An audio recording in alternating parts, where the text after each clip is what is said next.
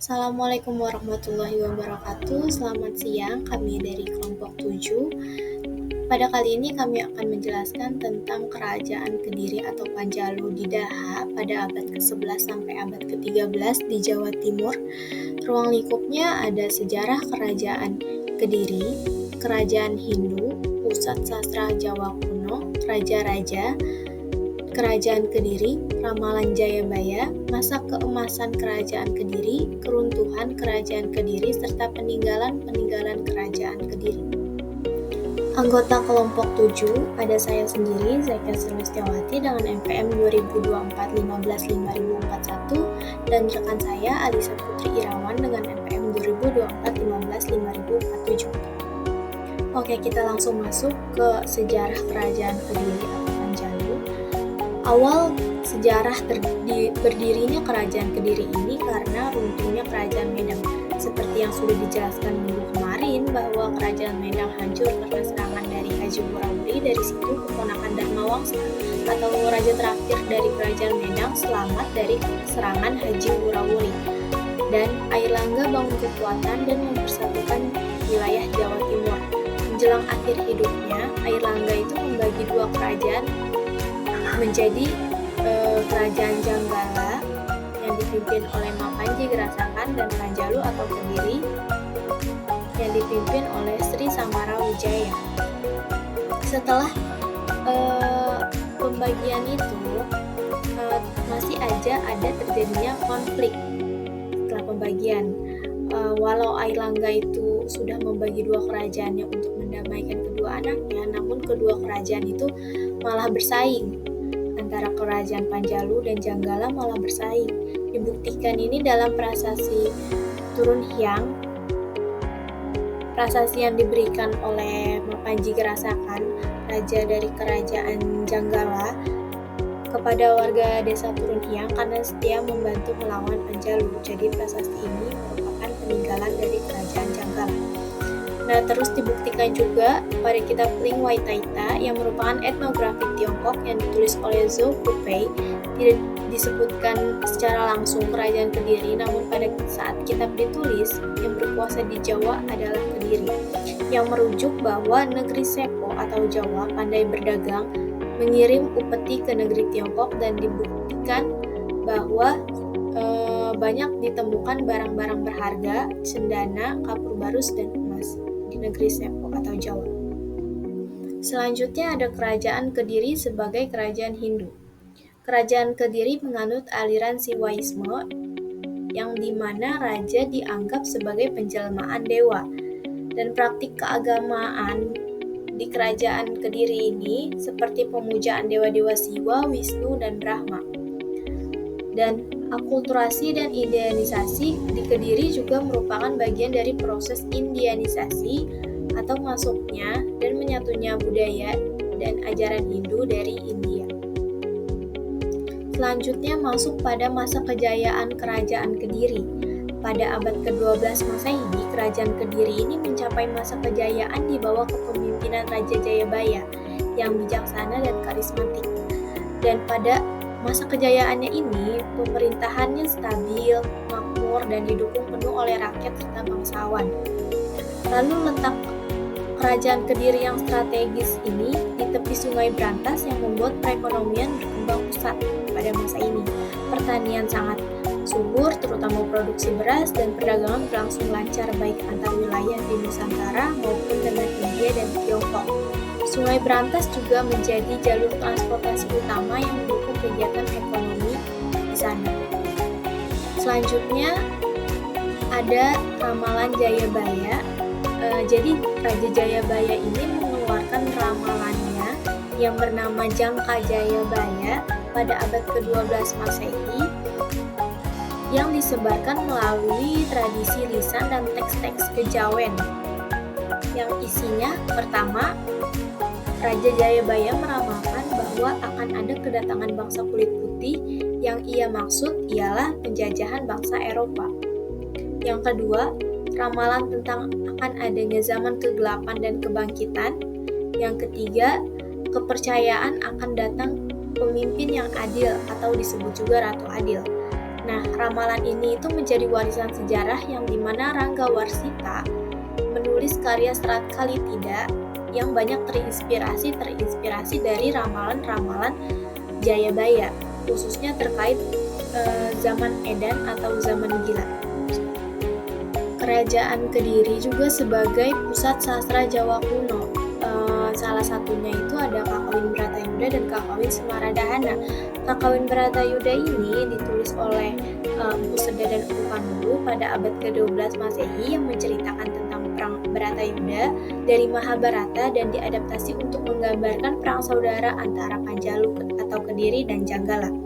Dan yang kedua ada Kakawin Semaradahana. Kakawin Semaradahana ini karya sastra yang ditulis oleh Empu Darmaja pada masa zaman Raja Kameswara dari Kediri yang isinya bercerita tentang Dewa Cinta Semara dan istrinya Rati yang mencoba menggoda Siwa tetapi malah dibakar. Mereka lalu menjelma sebagai Raja Kameswara dan Permaisuri. Selanjutnya ada raja-raja terkenal di Kerajaan Kediri. Yang pertama ada Sri Samarawijaya yang merupakan raja pertama Kerajaan Kediri yang merupakan anak dari Airlangga. Pembentukan Kediri ini di bawah Samarawijaya menjadi titik awal kebangkitan Kerajaan Kediri sebagai kekuatan besar di Jawa Timur. Ia dianggap Raja Sri Samarawijaya ini dianggap sebagai pendiri dinasti Kediri yang kelak berjaya dalam bidang sastra dan perdagangan. Selanjutnya ada Prabu Jayabaya atau Sri Jayawarsa Jayabaya. Ia dikenal sebagai pemimpin yang adil, bijaksana, dan membawa masa kejayaan bagi kerajaan. Di bawah kepemimpinan Prabu Jayabaya ini, Kediri mengalami stabilitas politik dan kemakmuran ekonomi. Jayabaya juga dikenal dalam tradisi sebagai tokoh spiritual. Selanjutnya yang terakhir ada Raja Kameswara. Nah, raja ini dikenal sebagai tokoh kebudayaan pada masa pemerintahannya di Kerajaan Kediri. Karya sastra Kakawin Samaradahana diciptakan. Ia juga dikenal memiliki selera seni yang tinggi dan mendukung para pujangga. Selanjutnya ada keruntuhan Kerajaan Kediri. Jadi dimulai pada Raja Kertajaya, raja terakhir Kerajaan Kediri ini sering berbeda pendapat dengan para Brahma. Raja juga sering mengganggu urusan agama, seperti berani melanggar hak-hak para Brahma sehingga sering berselisih paham gitu antara raja dengan Brahma. Lalu Brahma ini minta bantuan ke Tumapel yang pada saat itu wilayah bawahan Kediri yang dipimpin oleh Ken Arok. Lalu Ken Arok melakukan penyerangan yang disebut dengan pertempuran Ganter. Lalu dalam pertempuran itu Raja Kartajaya kalah dan wafat, dan Ken Arok berhasil menguasai Kerajaan Kediri. Setelah menguasai Kerajaan Kediri ini, Ken Arok bangun kekuatan di Tumapel yang disebut Kerajaan Singosari. Selanjutnya ada peninggalan Kerajaan Kediri, ada prasasti-prasasti. Di sini ada prasasti Padelegan. Prasasti Padelegan ini berasal dari salah satu raja awal Kerajaan Kediri setelah pembagian wilayah oleh Raja Airlangga. Prasasti ini memperingati penetapan desa Padelegan sebagai Sima Swantantra, yaitu tanah perdikan atau bebas pajak.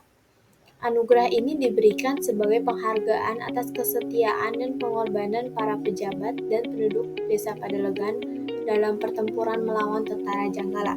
Lalu ada prasasti Talan, yang dimana prasasti Talan ini ditemukan di desa Burit, Blitar, Jawa Timur, yang merupakan pengukuhan Pulang Sima atau tanah bebas pajak kepada desa Talan yang awalnya dianugerahkan oleh Airlangga pada 1040 Masehi. Lalu penduduk Talan ini meminta agar prasasti ini ditulis ulang di atas batu dan diperkuat dengan anugerah tambahan dari Raja Jayabaya. Menariknya, Raja Jayabaya ini tetap menggunakan cap Garuda Muka milik Raja Airlangga, bukan Narasinga milik Jayabaya, untuk menghormati leluhurnya Airlangga. Selanjutnya ada prasasti Sirah Keting. Prasasti ini ditemukan di desa Bedingin, Ponorogo, Jawa Timur pada 1204 Masehi. Raja yang mengeluarkannya ini Sri Jayawarsa, Digwijaya Satraprabu. yang disebut bahwa Raja Srijayawarsa ini memiliki kekuasaan otonom yang terpisah dari Kerajaan Kediri. Meskipun berkuasa pada masa sama dengan Raja Kameswara dari Kediri, prasasti ini juga menyebutkan istilah dampa belah kerajaan yang diartikan sebagai pembagian tahta kerajaan, menunjuk adanya pembagian kekuasaan pada masa itu. Selanjutnya ada prasasti Hantang. Prasasti Hantang ini merupakan prasasti di Desa Ngantang, Kabupaten Malang, Jawa Timur yang dikeluarkan sebagai piagam pengesahan anugerah dari Jayabaya untuk penduduk Desa Hantang yang setia pada Kediri selama melawan Janggala. Dalam prasasti ini memuat semboyan terkenal yang disebut dengan Panjalu Jayati atau Panjalu Menang. Ditulis besar di tengah cap kerajaan yang bergambar narasinya. Lalu selanjutnya ada prasasti Kamulan yang berada di Desa Kamulan pada 1194 Masehi.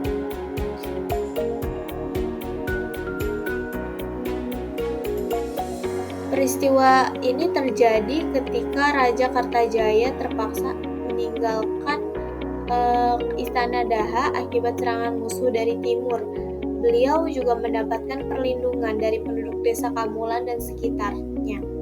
Sebagai bentuk terima kasih, Raja Kartajaya ini menetapkan wilayah Kamulan sebagai sima atau tanah bebas pajak. Kemudian ditetapkan sebagai hari jadi Kabupaten Trenggalek.